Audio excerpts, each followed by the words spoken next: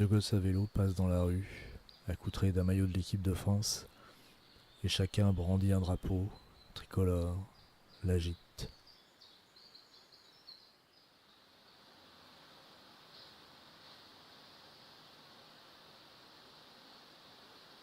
Journal de Goethe. Une personne qui ne tient pas de journal est dans une position fausse à l'égard du journal d'un autre. S'il lit, dans le journal de Goethe par exemple, 11 janvier 1797, passer toute la journée chez moi à prendre diverses dispositions, il lui semble qu'il ne lui est encore jamais arrivé de faire aussi peu de choses dans une journée. Franz Kafka, journal, 29 septembre 1911.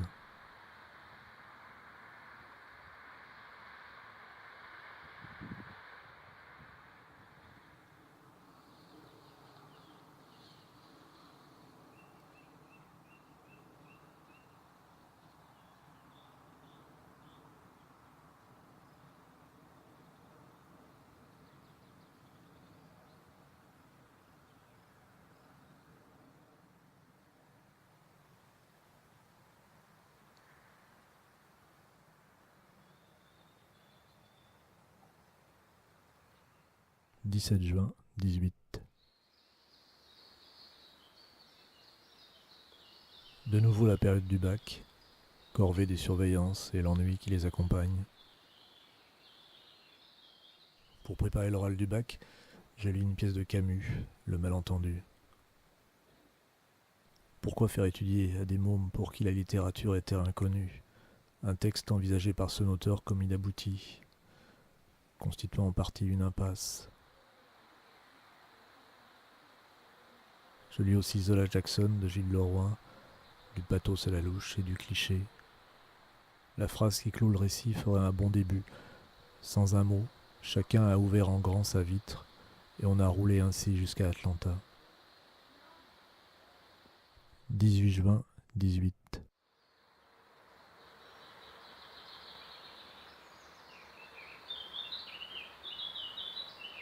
C'est souvent que revient la tentation de se passer de mots, de m'exprimer par la musique et les images. Pour ce journal, et au quotidien aussi. Une tentation qui revient pas seulement les jours de fatigue. Sans doute moins une tentation du silence que le besoin de se tenir hors des mots, d'aller chercher ce qu'ils ne sont pas capables, non pas d'exprimer, mais d'agripper.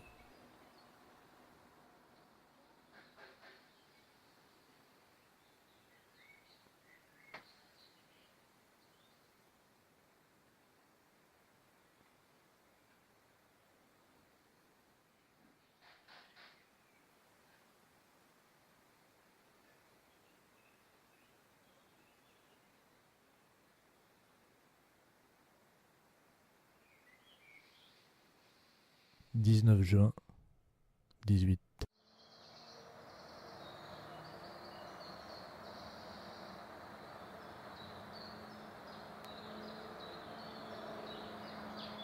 Une réunion à Châteaudun pour le boulot. Je n'ose pas filmer depuis la voiture du collègue qui m'emmène. J'aurais pu choper une base militaire presque déserte, une prison, un faubourg désolé avec une caserne fermée dans laquelle on construit des logements.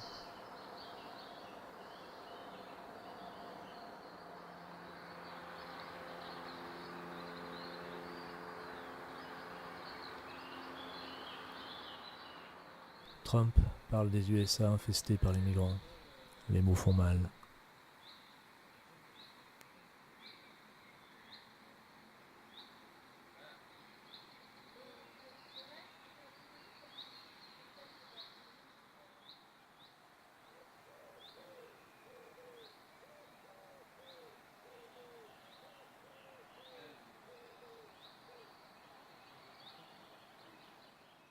« 20 juin, 18.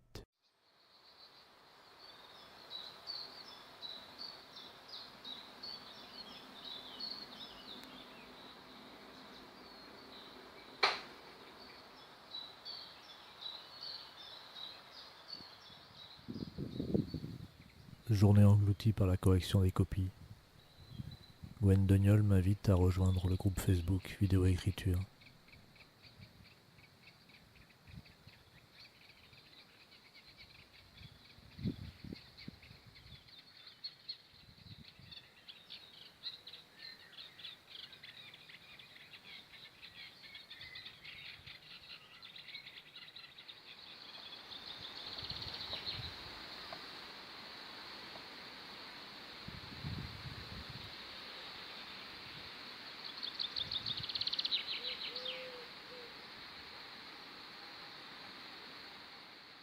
21 juin 18.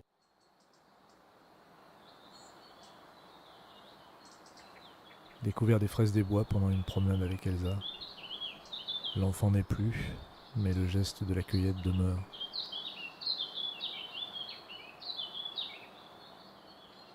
Au jardin, abondance de courgettes et de framboises.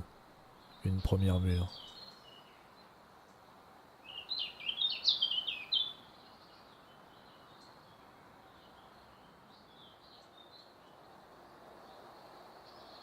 Prendre un objet, le plus humble, un geste, le plus quotidien, et essayer de les considérer en dehors de toute habitude perceptive, de les décrire en dehors de tout mécanisme verbal usé par son utilisation.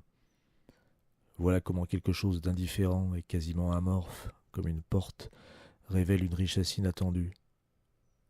Nous sommes tout à coup heureux de nous retrouver dans un monde plein de portes à ouvrir et fermer, et cela non pour quelque raison étrangère au fait en soi, comme pourrait l'être une raison symbolique ou idéologique ou esthétisante, mais seulement parce que nous rétablissons un rapport avec les choses en tant que choses, avec la différence d'une chose par rapport à une autre, et avec la différence de toute chose par rapport à nous. Nous découvrons soudainement qu'exister pourrait être une expérience beaucoup plus intense, intéressante et vraie que ce train-train distrait dans lequel notre esprit s'est rigidifié. C'est pour cela que Francis Ponge est, je crois, un des rares grands sages de notre temps, un des rares auteurs de fond, de repartir pour essayer de ne plus tourner à vide. Italo Calvino, Pourquoi lire les classiques ? Francis Ponge.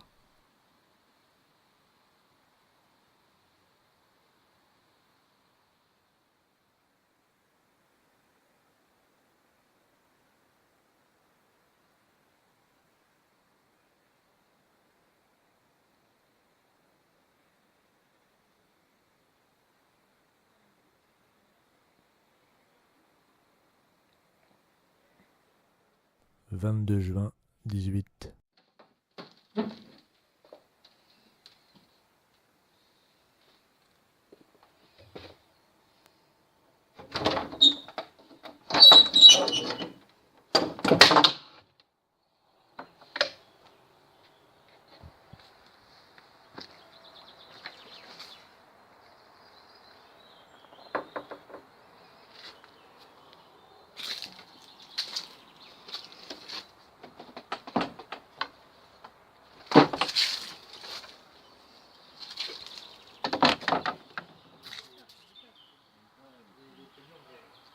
Cueillir des groseilles, puis les égrener, de quoi qui apaise.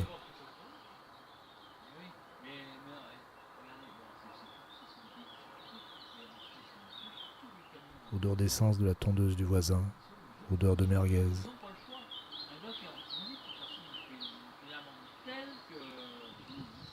J'écris peu en ce moment et ça me manque. Mais je me dis que ce boulot, tout en texte et en écrit, provoque une espèce de saturation. Tout finit par se brouiller. Il faudrait que je reprenne l'atelier d'été initié par François Bon.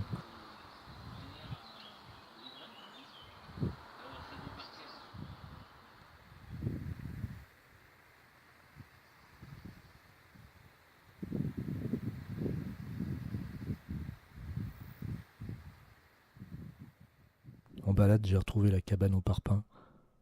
Je sais ce qui m'y attache, rien qu'un bout de texte. Mais je sais que j'habite aussi là.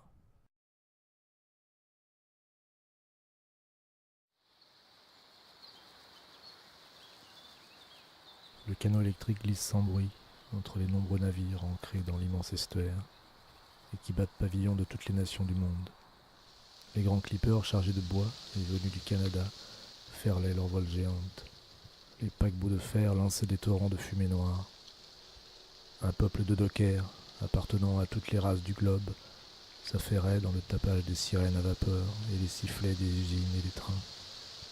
L'élégante embarcation est entièrement en bois de teck. Au centre se dresse une sorte de cabine assez semblable à celle des gondoles vénitiennes. Blaise Cendrars, sur l'Hudson, documentaire, écrit pendant ses voyages entre 1887 et 1923.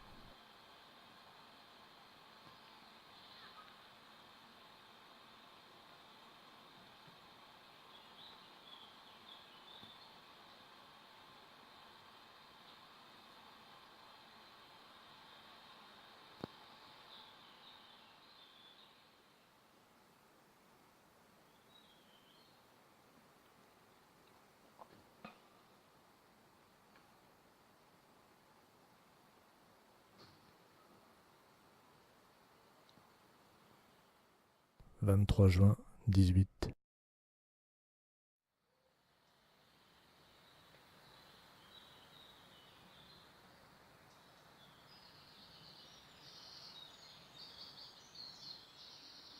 Sur mon fil Twitter, à Brest, on a procédé au déminage d'une bombe sur le chantier d'un immeuble en construction.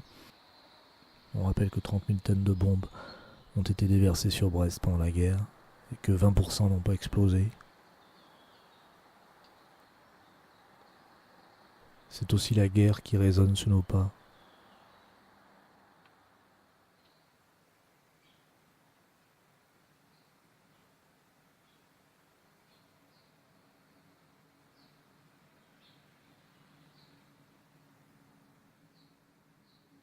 Les images les plus intéressantes sont parfois celles que tu prends à la va-vite, parce que t'as été un petit peu paresseux et que t'as pas filmé grand chose de la journée.